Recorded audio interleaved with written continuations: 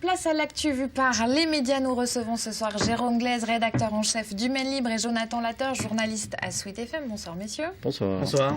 3 sujets ce soir. Florent, les commémorations du 11 novembre, le stationnement payant au Mans et notamment au Maillet qui fait des étincelles, et puis le MSB en difficulté en championnat mais plutôt à l'aise en Europe. Oui, allez, on commence par les commémorations du 11 novembre 1918, l'armistice, la fin de la guerre avec l'Allemagne. Au Mans, beaucoup d'enfants. Est-ce que ça veut dire que cette commémoration fait encore sens aujourd'hui auprès des jeunes générations, Jérôme?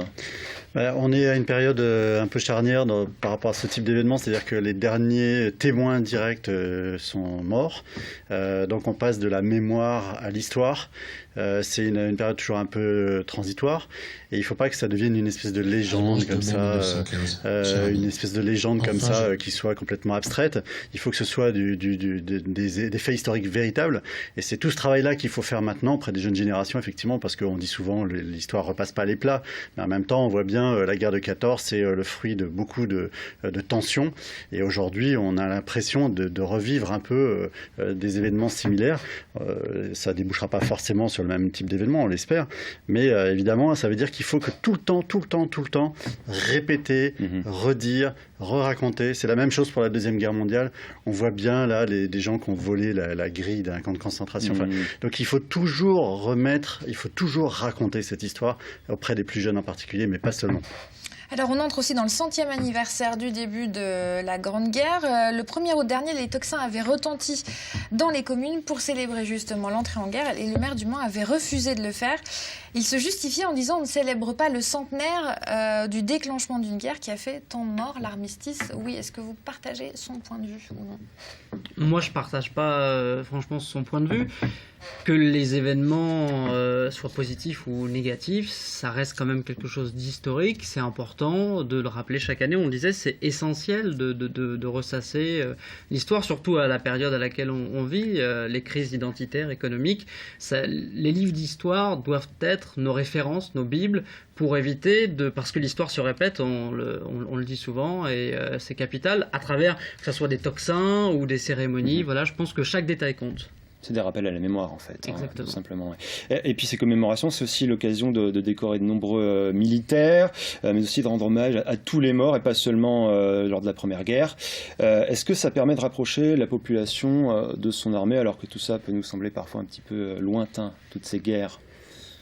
En même temps, des guerres, il y en a encore aujourd'hui. Et les armées françaises sont engagées sur plusieurs théâtres d'opération. Il y a des soldats qui sont basés au Mans, d'ailleurs, qui sont engagés dans des opérations régulièrement à l'étranger. Il y a des morts, il y a des blessés graves qui gardent des séquelles toute leur vie.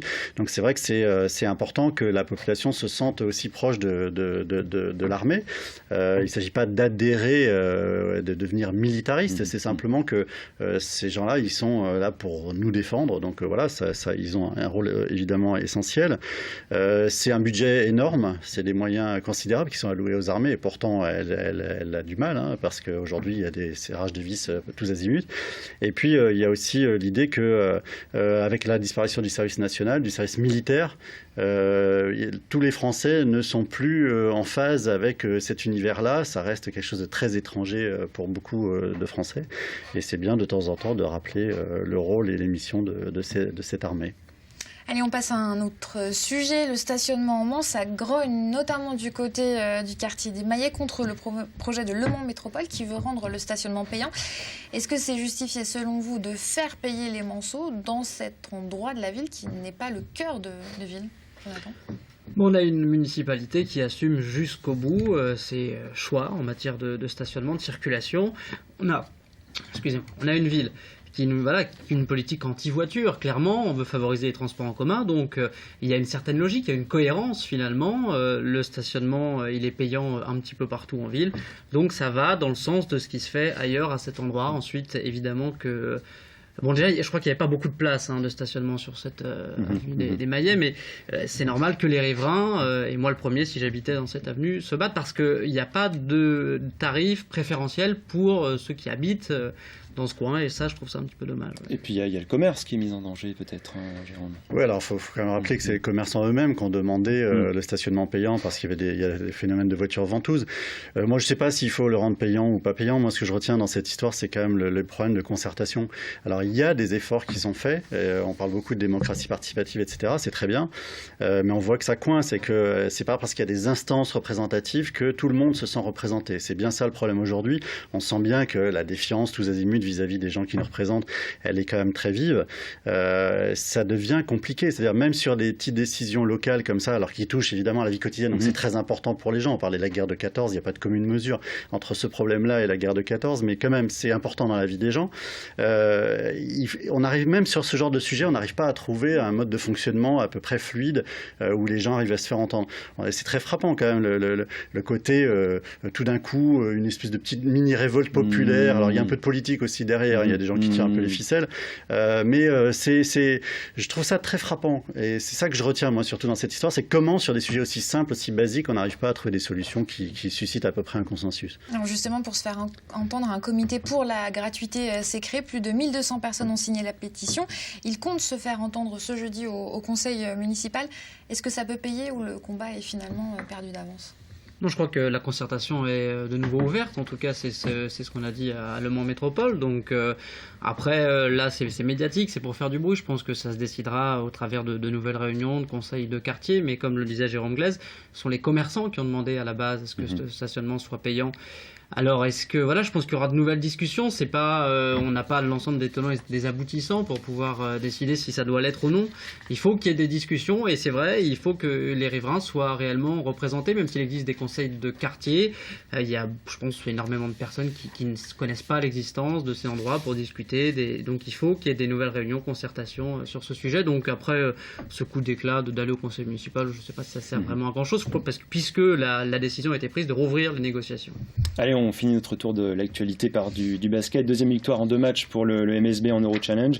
C'était ce mardi à Antares. Est-ce que les Manceaux ont une carte à jouer en Europe, Jérôme ? Ce qui est bien, c'est on sent qu'ils reprennent du poil de la bête, qu'ils ont eu un passage très difficile. Ils ont vraiment traversé un début de saison en championnat compliqué.